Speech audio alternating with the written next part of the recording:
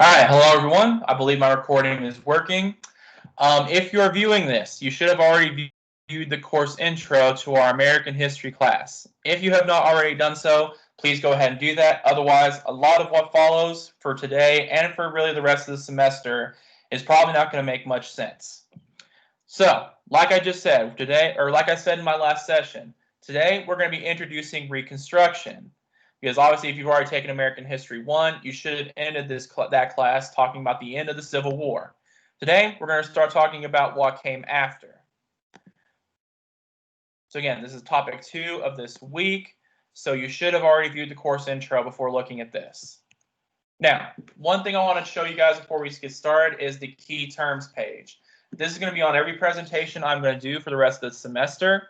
And this is here so it can give you a bit of a study plan as you go throughout the semester. These 5 topics I'm going to have at the start of every lesson are going to be some of the main things I'm going to draw my content quizzes and major writing assignments from. So when you're taking notes, make sure you're especially taking good notes on these things right here. In this case, today we'll be talking about Lincoln's Reconstruction Plan, Johnson's Reconstruction Plan, something called Black Codes, Congressional Reconstruction, and the Compromise of 1877. Also, I'll have upcoming dates at the beginning of every lesson. This will just be another reminder for you to know what's coming up in the class. A reminder, your syllabus contract is due on October 28th at 5 p.m. You turn this in at the Moodle orientation section of our class. Your first discussion board is also due on August the 28th at 5 p.m. I went over these directions in the course intro section. The directions are also on Moodle for how these discussion boards will be conducted. Your first writing assignment is due September the 4th at 5 p.m. Remember, this has 500 words, in-text citations, works cited pages, and a primary and secondary sources. The prompt and rubric are all on Moodle, as I showed you in the course intro section. Next up, let's go ahead and get into the Reconstruction background a little bit. Now, as you all hopefully know already, by the April of 1865, the Union had pretty much soundly defeated the Confederacy in the Civil War. A couple of examples for how the Confederacy was defeated. In September of 1864, William T. Sherman captured Atlanta after his infamous March to the Sea. Now, some of you might have already hopefully heard about this, and I'd like to hear a little bit later about maybe some of the things you have heard about it. Now, the final defeat ultimately came on April 9th of 1865 when Robert E. Lee surrendered to Ulysses S. Grant at Appomattox Courthouse. Fun fact, he actually didn't surrender in a courthouse. That's literally was the name of the town. He actually surrendered in some guy's house. A little bit of a historical fun fact, I think. Now, the war cost was tremendous. We'll talk about some of that's impacts a little bit later. The Union lost 350,000 people dead, 275,000 were wounded. The Confederacy had 250,000 dead, and about 250,000 people were wounded. Now, why did the South actually still lose the war? I'm giving an imaginary pause for people who aren't there. Now, I will be doing these a lot, by the way. This is to give you a chance to reflect and think on your own, so I'm not just answering everything for you. Now, as you might hopefully remember from your past studies of the Civil War, the Confederacy often did get cause more casualties for the Union than they suffered, but the Union also had an advantage in the amount of soldiers they had and the amount of technology and supplies that they had. So even though the Confederacy would often, like I said, inflict more casualties, they had less people to lose, and they had less supplies to keep them going. So even though they were arguably a better army at times, the Union could last longer. Now, a couple of Reconstruction problems that the country was going to have to face now that the Civil War is over. First off, we have to deal with all these former slaves. Slavery was now officially over, but people weren't really agreed upon how exactly they were going to treat former slaves, as you can see for really the next 100 years. Former Confederates. A lot of people were divided on how to deal with these former Confederates. How do we deal with the politicians, the soldiers, and all the citizens? Do we kill them? Do we arrest them? Do we let them back in and forgive them? How exactly do we deal with them? Devastation, not just people, but with land and infrastructure. As some of you may know, when Sherman marched to the sea, for example, he infamously destroyed every railroad he came across and burn down any profitable farm or plantation he could find. So there's a lot of devastation, especially in the South. And of course, economic problems. Slavery is now over, so how are we going to make money? All these things have been destroyed, so we can't produce anything anymore. How are we going to deal with all the South's economic problems? These are some of the things we're going to talk about through the day and really the next week or so. So, a couple of ideas I'd like you to think of for how you would solve Reconstruction. I would like you to imagine you're the President of the United States after the Civil War is over. What are maybe some of your ideas for how you could deal with the country's problems? Again, imaginary pause for you to think.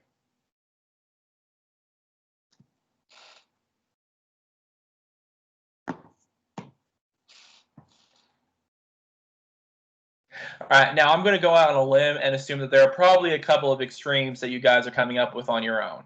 And these are actually reflecting a lot of the real life plans we're going to discuss today. I'm assuming some of you probably came up with the idea that just forgive everybody, give a lot of pardons, let them back into the Union so we can be a country again. Now, what might be some of the problems with that? Well, you might imagine that some people might want revenge for everything the Confederacy did during the war. A lot of former slaves, for example, are probably pretty upset with how they were treated, and a lot of people think that treason shouldn't go unpunished. So that might not be the best plan. The opposite extreme would probably be to lock up and kill everybody.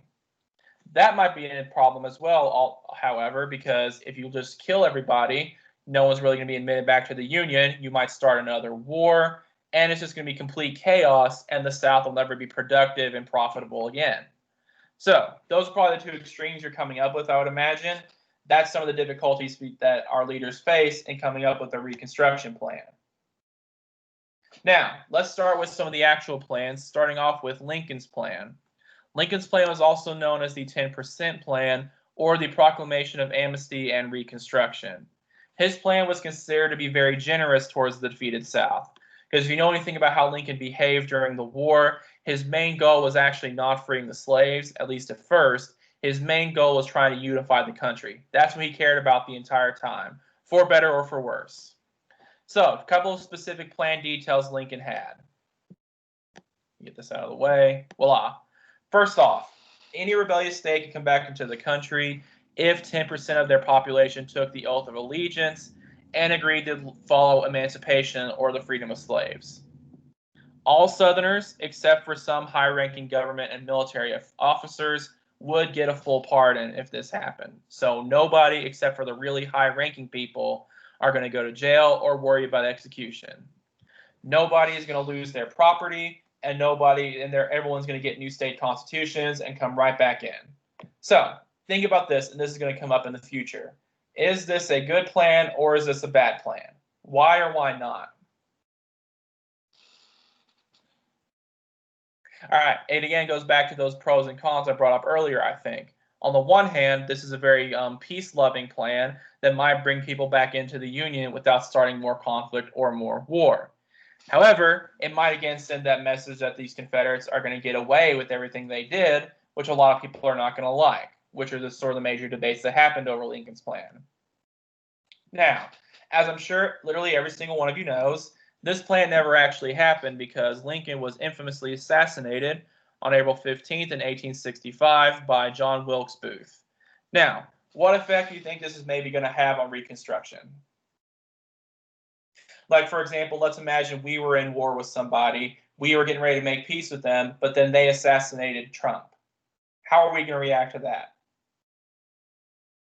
Again, imaginary pause. All right, yeah, as I'm sure you can guess, this made a lot of Northerners even more radical and more determined to punish the South. Things didn't get much better when Andrew Johnson, Lincoln's vice president, became president and tried to come up with his own Reconstruction plan, which was basically a modified version of Lincoln's. Now, a couple of details about why he was so controversial. He was actually a Democratic senator originally, which if you know anything about Civil War politics, they were the party that became the Confederacy. And he was from Tennessee prior to becoming vice president. This matters for a couple of reasons. First, it shows that Lincoln was so determined to try to unify the country that he picked his vice president from the South and the opposing political party. So again, his main goal was reconciliation. It also shows that he's maybe going to be a little bit sympathetic to the South, which he was, which is going to have some problems for really big Union lovers. Now, his plan lasted roughly from 1865 to 1866. His plan was criticized by moderate and radical Republicans, especially for not protecting freed slaves. Here are some of his details. Again, all the states could still be brought into the Union if they swore the oath of allegiance. Again, same thing as Lincoln's plan. It also supported the 13th Amendment, which had come around by this time. Anybody remember what this is? Very good, imaginary people. It is the amendment that did free the slaves. So yeah, once this amendment was passed, slaves were quote unquote free. We'll talk about how exactly that looked as we go forward. Now, most importantly, it ignored some important black rights issues and some things that former slaves wanted. It really ignored their land rights, their voting rights, and their official protection under the law. So they're citizens, but is the government going to protect their rights? Johnson didn't really address this. He was also quite vocal, actually, in his lack of support for black equality. That's something people need to remember, actually, about the Union. I'm obviously not going to try to defend the Confederacy here. You'll see as we go forward that I'm actually pretty anti-Confederacy overall. But it's important to remember that the Union wasn't squeaky clean either. Many of them did want to free the slaves, but as we'll talk about especially next week, a lot of times it wasn't about black equality. It was more economic issues, which, again, we'll talk about next week. So, obviously, Johnson's plan is not really going to increase citizenship. He's actually limiting it by not trying to protect black rights. This led to some pretty harsh reactions against his Reconstruction plan. Former Confederate states obviously very quickly approved. Why do you think they're going to do that? Okay, as you can see over here, they're being basically left free to deal with former slaves however they want. They're obviously going to be huge fans of that. In fact, because of this, the rights of former slaves were actually limited because of some things called black codes. Anyone familiar with these? If you're familiar with them, you hopefully have already done the reading for this week on them. All right, yeah, black codes are basically a series of laws specifically designed to limit African American freedom, take away some of their rights to make them citizens. As I mentioned, radical Republicans thought this plan was too lenient and didn't protect slaves enough. Congressional opposition was actually so bad that Johnson was the first president to become impeached in the history of our country. Officially, he was impeached because he fired some people from his cabinet who didn't support his plan, and so Congress used that to try to get him out of office. Now, for future assignments, keep in mind, and this is going to actually come up in some of your specific future content quizzes. What were the overall purpose of black codes again? Be prepared to explain that. And give me some specific examples and how they limited black equality. So I'll give you a second to think up some of your own, hopefully. These are the most awkward part of me teaching this online, by the way. I hate these pauses. All right, one of the ones some of you might be the most interested in is, for example, you might have seen the gun control one, where any former slave or black person caught with a gun could have their gun confiscated. Not just by law enforcement, by the way. I literally, just being some random citizen, could walk up to a black person and take their gun and confiscate it for myself, and they can't do anything. Another one, obviously, that's going to try to limit armed black people going around and make white people more safe and secure, quote unquote. Another one you might want to pay attention to is the forced labor one. There's a code in there about how if black people are found loitering, just basically going around and not working, they can be forced into labor on the nearest plantation. As you might be able to see, that's essentially trying to bring slavery back and forced labor, keeping black people working so that they can continue to support the slave plantation economy. So keep that in mind on your own when you go through the document. Make sure to go through some of these specific codes. See some instances for how they're limiting black freedom. Now, as a result of Johnson's impeachment, Congressional Reconstruction took over, or military Reconstruction, which lasted from 1866 to 1871. Now, Johnson actually did officially survive being impeached, but because of the losses of authority he suffered, they actually took over the rest of Reconstruction. the congressional plan came up with it resulted in a few important additions to Reconstruction. First off, the 14th Amendment gave African Americans the right to vote. We'll talk about in the upcoming weeks how well that actually worked out, but in theory, they did have the right to vote now. 15th Amendment is the Equal Protection Clause, or the Equal Protection under the Law Amendment. This officially guarantees, again, in paper, that former slaves will have the exact same rights and protections from the Constitution as all other citizens. It also resulted in the creation of the Freedmen's Bureau. This assisted former slaves in finding their families, which, again, if you really want to see something depressing but I think important, go through some of the letters you can find of former slaves trying to contact their family through the Freedmen's Bureau. Because as many of you probably know, slavery was infamous for breaking up families just based on who was the most profitable and what plantation wanted specific types of slaves. So families are broke up all the time. When slavery was over, especially, these families often tried to find each other, and the Freedmen's Bureau helped as much as it could with that. It would help them find better jobs and also go over their contracts with them. Because as also many of you might know, slaves were officially not allowed to read, so many of them could easily be taken advantage of by new job contracts because they couldn't really read them on their own. So again, very crucial in making sure that African Americans can get equal economic opportunities and access their citizenship. Now, as you can see in this map here, the reason it's also called military reconstruction is that all of the states were split up into 5 military zones officially monitored by Northern troops. As you can see here, we were in our own military district with South Carolina for many years. Now, just a little quick thing to convince you how cool history can be. I'd like to talk about Daniel E. Sickles, aka the most interesting man in the world. He was the commander of our military district in North Carolina. He was actually a former New York congressman who at one point actually took his prostitute girlfriend to many public functions. There's actually what I think is a pretty hilarious story where he was invited to a function at the Queen's Palace in London and brought his prostitute girlfriend with him and named her after his top political rival. So he's a very petty man, but also arguably a very brilliant man. He was also infamous for murdering the son of Francis Scott Key. As many of you hopefully know, he actually wrote the Star Spangled Banner, which is our national anthem. He killed him for having an affair with his wife and was able to get away with it by pleading insanity.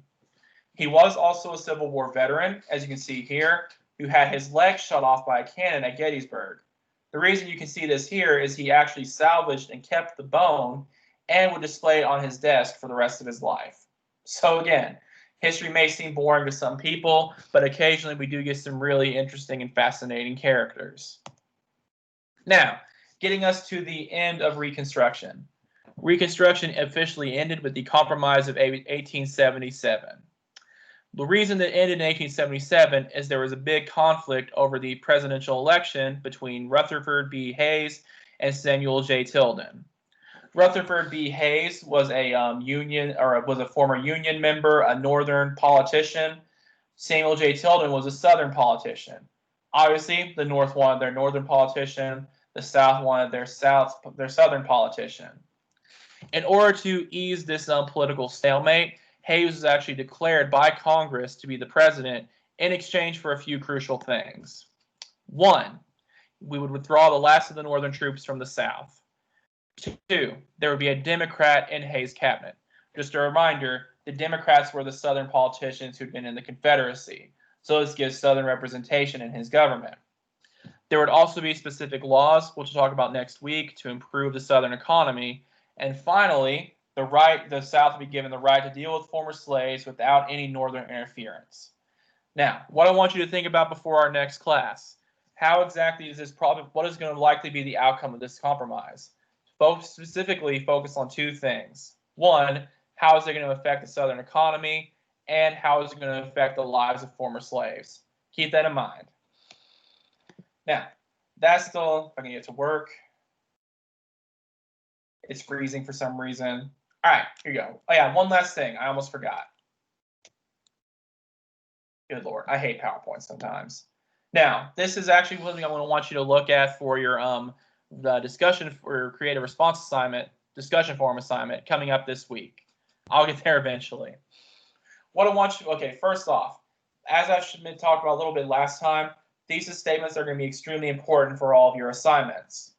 So what I'd like to do first is to give you just a few minutes to go through these thesis statements, rank them from weakest to strongest, to strong and to the strongest. I'll give you a few seconds and I'll go over my explanation of them.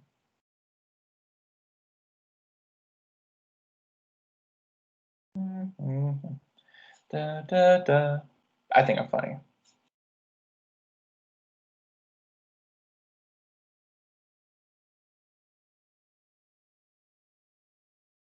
All right. Hopefully you've come up with your own response at this point. Now, what I'll go ahead and do is rank them from their worst to the best and explain myself a little bit. So the worst one is actually this first thesis statement right here. The Adventures of Tom Sawyer was written by Mark Twain in 1876.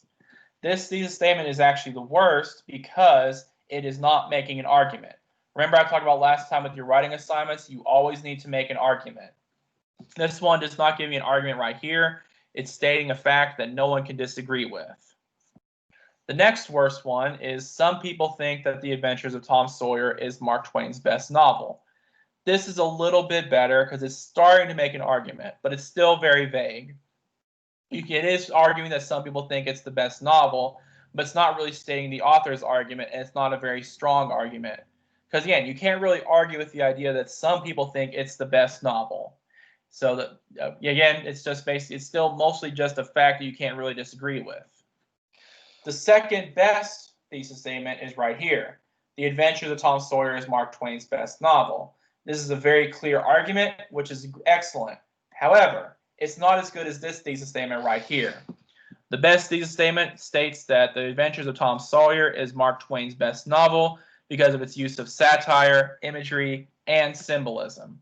The reason I love this one so much is because it not only makes a clear argument, it gives the evidence. So when I read this thesis statement, I know not only what the person is going to argue, I know what their body paragraphs are going to be about and what evidence they're going to use.